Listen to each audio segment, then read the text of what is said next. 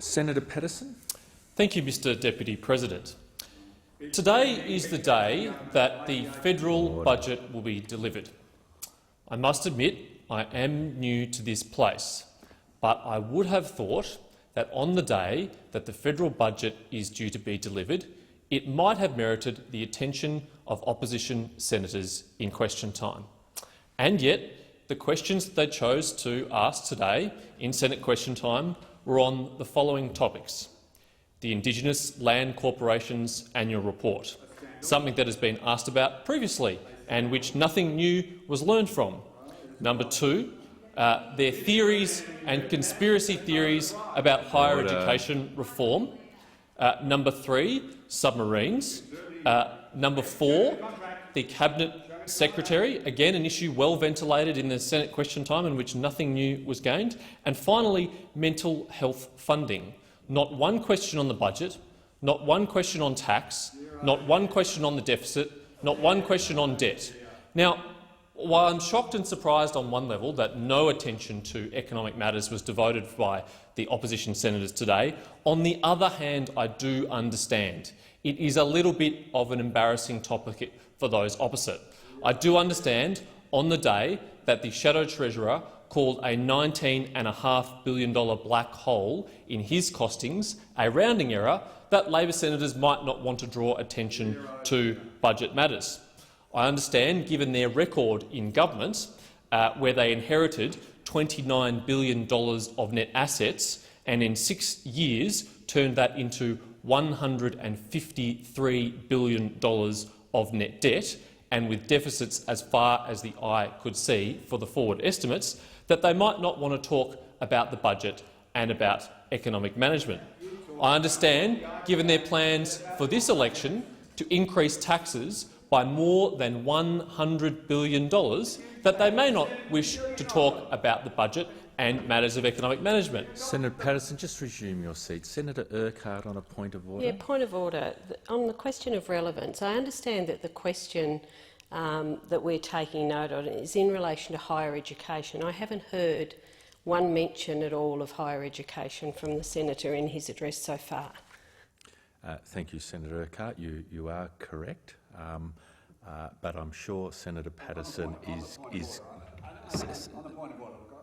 Senator Conroy. Very correct point of order you've taken, but I would ask the chair to be lenient to the new senator. It is his first budget. It is a budget which he's criticised in the past over the last few years.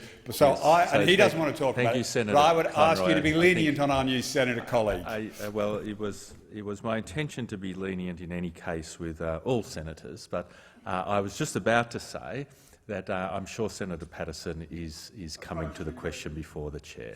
Senator Paterson, you have the call.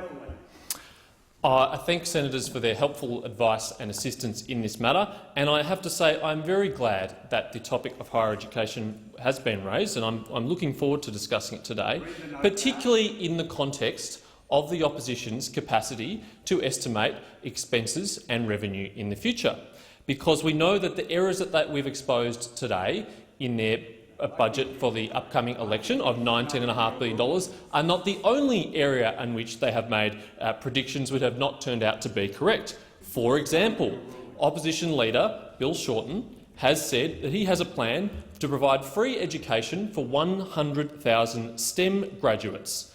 And on the day that policy was announced, he initially stated that the cost would be $45 million over the estimates, a laughable costing which he himself had to quickly correct and subsequently state it might be $350 million, but which the Department of Education and Training estimates would in fact be $2.25 billion.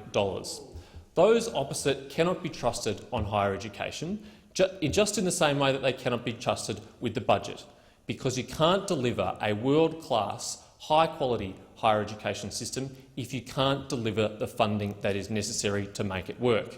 Only the Coalition has demonstrated that it has the capacity to manage the economy and the budget in a way which ensures that all of the important activities of government, including funding the higher education system, can be comfortably done. We cannot rely on people who predict their $37 billion of revenue from cigarette taxes, or in fact only will be $19.5 billion lower, to deliver anything for the higher education sector, to deliver anything for universities. It was in fact their changes, their incomplete reforms when in government, which uncapped the number of places that universities were allowed to admit in each course, which has caused a skyrocketing and a massive increase in costs for universities. I am a relatively recent product of the university education system, and I'm very grateful for the time I spent at university, and I think it's appropriate that whilst I was there, I was required to make a financial contribution to my education because I am the primary beneficiary of the education that I received.